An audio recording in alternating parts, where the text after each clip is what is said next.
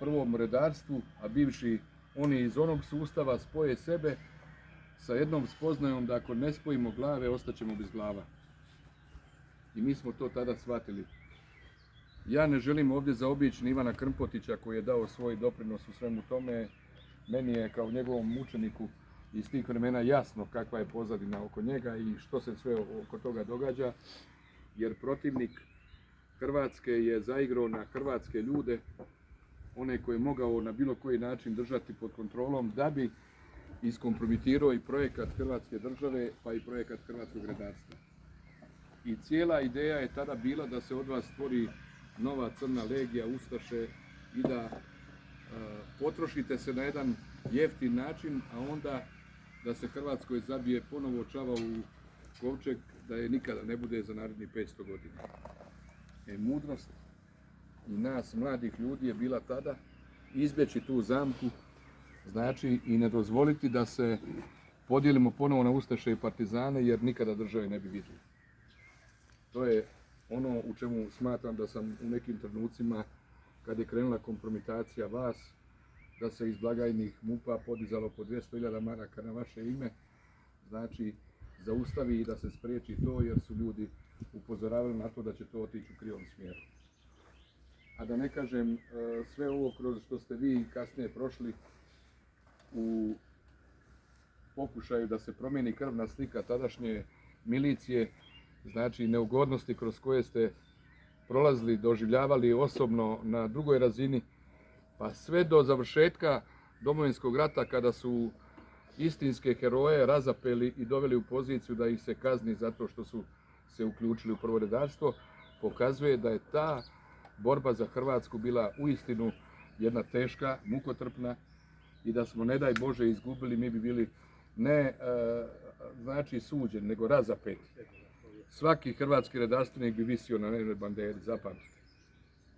A ja mislim da bi ja kao vaš jedan od zapovjednika. Tako, da.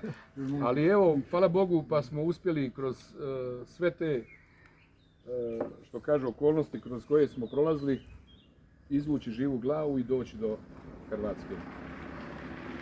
Danas, kakva god da ona izgledala u očima nekih, ona je plod i djelo, između ostalog, najvećim dijelom vas. Ono što ja često ističem, bez prvih hrvatskih redarstvenika, ja tvrdim, niti bi HDZ uspio opstati 3 mjeseca, niti bi predsjednik tada preživio, a niti bi Hrvatska ikada postala. I to meni zamjeraju i mnogi u MUP-u, pljuju po meni. Igre te idu prema meni, zašto ja to toliko branim i stojim iza prvih redarstvenika, jer ne žele oni to čuti. Njima to smeta, njima je to kost u grlu. Ja sam doživljavao na nekim skupovima gdje oni ne žele progovoriti riječ prvi redarstvenici. Njima je policija, zapravo milicija, još uvijek u mentalnom sklopu iz glave. A ja, dok god živim, tvrdit ću da bez vas kao te postrojbe nikada države ne bi bilo, zapamtite. Kada se dogodila ta pobuna 17.8. u Kninu i krenuli njihovi otvoreni, znači, ajmo reći, postupci rušenja demokratski izabrane vlasti i uopće ideje hrvatskog naroda za svojom državom, jedina snaga na koju se ta vlast mogla osloniti ste bili vi. Kad smo trebali poletiti prema Kninu, ja to često ističem na svim mjestima, ta vaša odlučnost da svi se ukrcate u helikoptere, a da me Zdenko uhvati za rukav i kaže nema natrag, sad ili nikad. Pješke. Pješke i bosi za Knin.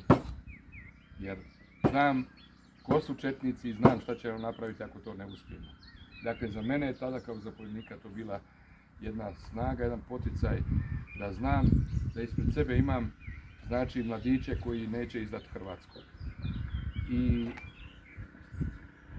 kao što je prijatelj Ante napisao neke tekstove, ja spremam jednu knjigu od prvih redarstvenica do Hrvatske države, do samostalnosti, znači u kojoj želim opisati sve te svoje osjećaje, ističući u prvom redu da je hrvatski narod imao sreću da takav jedan potencijal mladih ljudi na okupu dobije u jednom trenutku, znači da se vjerojatno kroz tu 900-ljetnu povijest skupljalo u hrvatskom narodu to blago jedno, da se ono manifestira kroz vas kao ljude koji ste tada bili u svemu, znači prevaga, jer i druga strana kad se vidi sad iz dokumenata procjenjivala je da ako krene otvoreno rušiti hrvatsku vlast, da će imati ozbiljan problem, znači oružanog otpora, odnosno suprotstavljanja prvih redarstvenika u tome.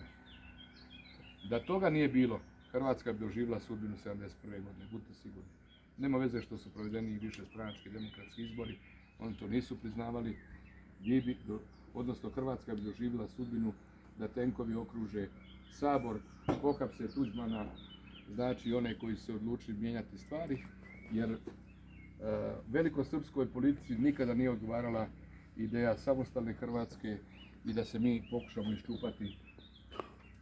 pokušamo iščupati iz tih ralja, znači kroz koje su oni sisali hrvatsko gospodarstvo, hrvatsku državu. Bojim se da se nismo ni još uvijek iščupali iz toga. Ja tu imam svoje gledanje, obzirom da je moja, ajmo reći, core biznis, moje specijalni rad i korporativna sigurnost, znači firmi. Ja tvrdim da je specijalnim ratom Srbija poklopila Hrvatsku u mnogim segmentima. Prvo i osnovno u pravosudnom sustavu, još uvijek kontroliraju masu stvari i upravljaju procesima, zatim u financijskim tokovima, u medijskom prostoru, pa rekao bi i u političkom smislu, znači da bitno utječu na kreiranje te jedne kadrovske politike i koaliranju u interesu da zadrže svoj utjecaj na određene bitne stvari.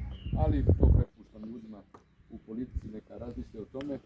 Samo kao član Hrvatskog generalskog zbora uvijek ukazujem da dok imam snage ponavljati ovu tezu da su temelji Hrvatske države hrvatski redarstvenici, a da je budućnost Hrvatske na tome da budemo mudri, pametni i da procijenimo da borba za Hrvatsku nije prestala.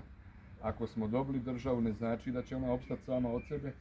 Mi moramo još uvijek, znači, jačati tu nacionalnu sigurnost, spoznaju da protivnik koji nije želio Hrvatsku ni 90. ne želi je ni danas i on samo drugim metodama, znači, ruši nju na jedan drugačiji način, podriva je gospodarski, ekonomski, na sve medijski, pa ako pogledate i portale i neke nastupe medijske, oni su nama ogadili vlastitu državu kod naše djece, pa su lošim zakonima doveli nam djecu da moraju bježati u Irsku ili na druge mjesta tražiti sebi kruha, samo zbog toga što neki ljudi unutar političkih opcija koji jesu u Saboru nisu spoznali da se kroz loše zakone može napraviti veća šteta nego što su je napravili UDBA i KOS za vlastiti narod.